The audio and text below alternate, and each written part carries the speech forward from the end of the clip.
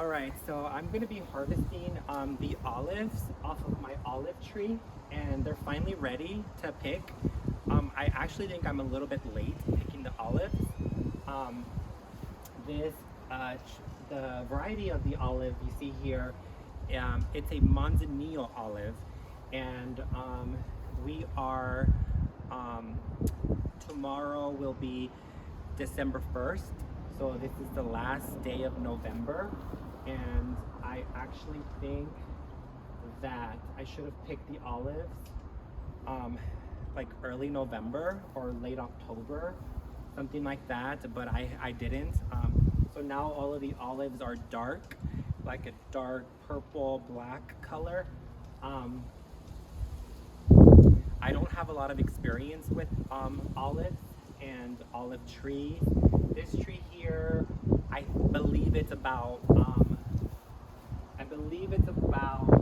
3 years old. I don't.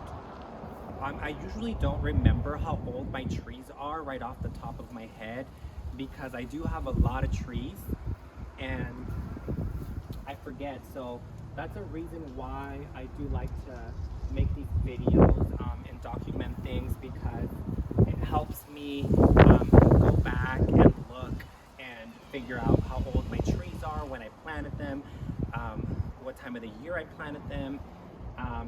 And so these videos come in handy for me to look up information about the trees I have planted in my backyard. So this tree, as far, it's a very easy tree to grow. I don't have a lot of problems with this tree. I actually don't think I have any problems with this tree. So I think this is a good tree to grow if you want a easy carefree tree. I haven't dealt with any pest problems on this tree, and it's pretty hardy and it's evergreen. It's beautiful. Now there is a lot of different varieties of olives, so just depending on what you want to grow the olive tree for, then you can select a variety. So this is the Manzanillo, and I selected this variety because I mostly,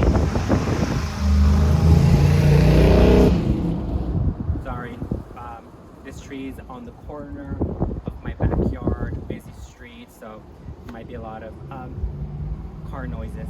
But the Manzanillo olive, the reason why I selected this tree was because I want to eat fresh olives. I want to eat them. So for fresh eating, not to make olive oil or pressed oil or processed oil.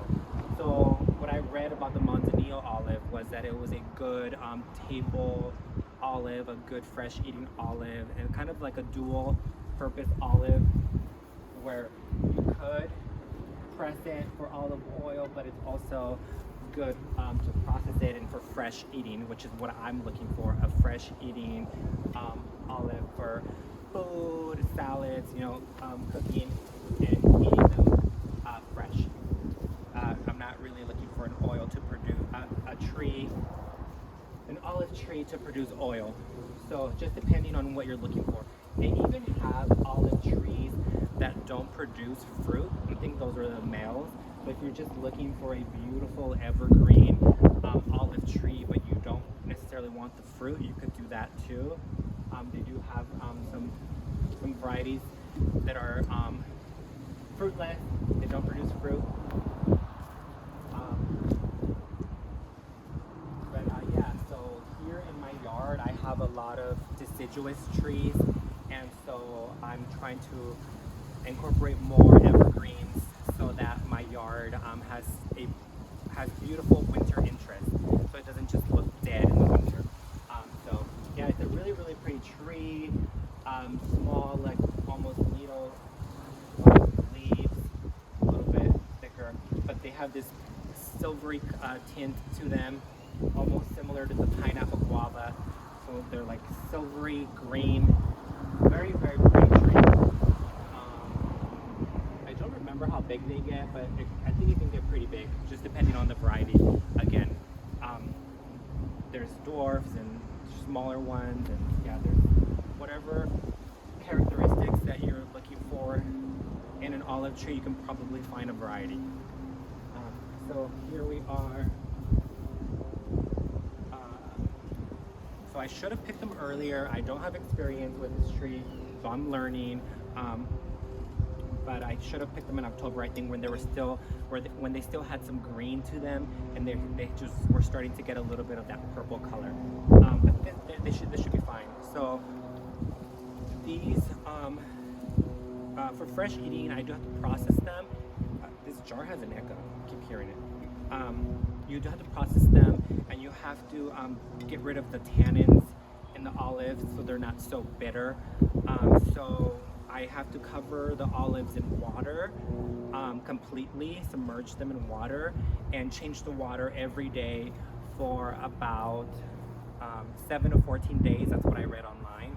And then after that, I'll pit them, and I'm going to pit them. You don't have to pit them, but I'm going to pit them. I ordered an olive pitter online, so it should be coming. And then, so once you work with the olives and get rid of those tannins by submerging the olives in water, and then changing the water every day, so about 14 days. Once the olive is sweet, then you move on to the next couple of steps to process them, which I still have to learn, but I have 14 days to learn more. So I'm learning, and luckily this tree is really easy. Yeah, it's just really easy, evergreen, beautiful, not a lot of problems. Self-fertile. Not all varieties are self-fertile, but this Manzanillo variety is self-fertile. So if you don't have room to have two of them, I only have one, and it's produced. So what else can I say about this tree? I really love this tree. It's beautiful. I love it. I think it's a great. I'm in the back of the tree. I think it's a great addition to my backyard garden. So I would recommend anyone that has space or that is thinking about growing an olive tree to grow one. And this is a good variety. If you have space, because this isn't a dwarf variety, so this could get big. It just depends on how you prune it. You can also manage the size by your pruning techniques. So I think I got almost everything off the tree. There's a couple more left in there that I will pick right now. But yeah, I will talk to you guys on the next video. And these olives are beautiful. I'm very excited to process my own olives and to taste them. So yeah, I'll let you guys know how that goes. All right, I will talk to you later. Bye.